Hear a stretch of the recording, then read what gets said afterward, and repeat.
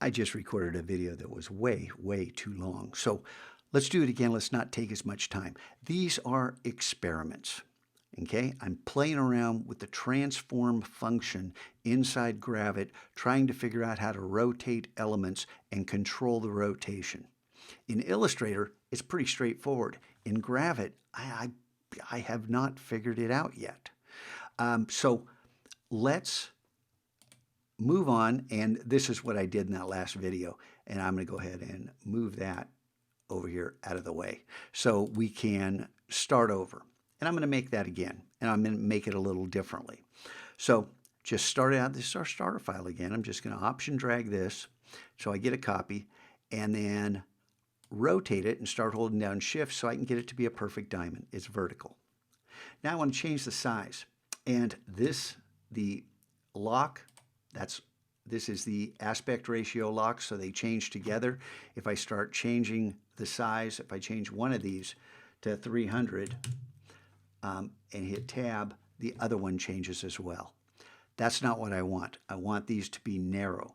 So I'm going to unlock this, and I did want it to be 300 high.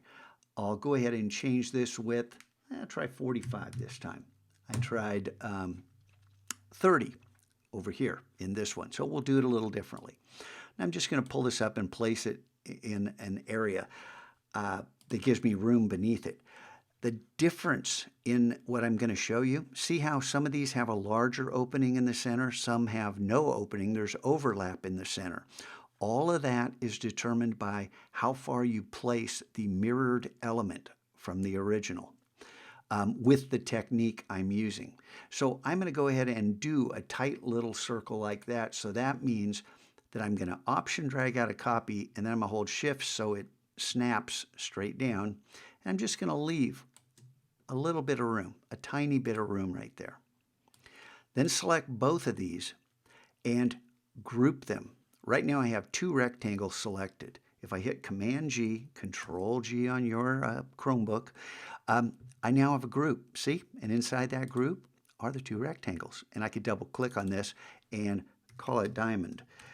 Sometimes it's a really good idea to start naming your elements, but for right now, we'll just leave it as such. Now, as these are grouped, now I can go up to transform right here. This is what I've been playing with. Click on transform, and you can see we've got options here. What do we want to do? Well, this is maintaining my settings from this one right here. You can see I'm rotating 72 degrees and I'm making 4 copies. Now, why is that? There are 360 degrees in a circle. We have 5 colors here. I want 5 elements evenly spaced around that circle. So I divided 360 by 5 and you get 72. So 5 of these elements rotated 72 degrees will give us a perfect circle. Okay, don't believe me? Check it out. All you got to do, and the registration point is in the center because we're going to rotate right around here. Now, a little aside for those of you who know Illustrator, I tried this with one element and moved this registration point, and for whatever reason, Gravit didn't respect it, didn't recognize it. Anyway, I'm going to click apply, and it makes 4 copies. So now we have 5 of these. 1, 2, 3, 4, 5. I'm going to select them all again, and I've got the black arrow, not the white one, okay? And then I'm going to ungroup. Shift Command G, Shift Control G on a Chromebook. And because I've showed you where these are a dozen times, I want you to learn this shortcut because this is worth learning. And then from here, it's pretty simple. I'm going to select these two, click on the eyedropper right there, and I'm holding down Shift to select the second object. Eyedropper and click, Shift click, and you see, this is pretty simple. But there's a step coming up. I have to do this so you can see what this next step is in order to get the tighter rotation. And I think some of you are able to anticipate what's about to happen. Now that all those are colored, I'm going to copy this, Command C, Control C on your Chromebook, and then Shift Command V, V as in vomit, to paste that in there. Now I have a copy right on top of it. Okay? Now I'm going to come up and rotate that copy, start rotating it, and then hold down Shift so it snaps. And I want to snap that purple one so it's 90 degrees from the original. So now we have this nicely packed group of little strange diamonds that form this element that I actually like better than this one over here. Okay, so here are the two variations on a theme that use the same strategies that I use to create every one of these. Just think, two circles, how far apart are they?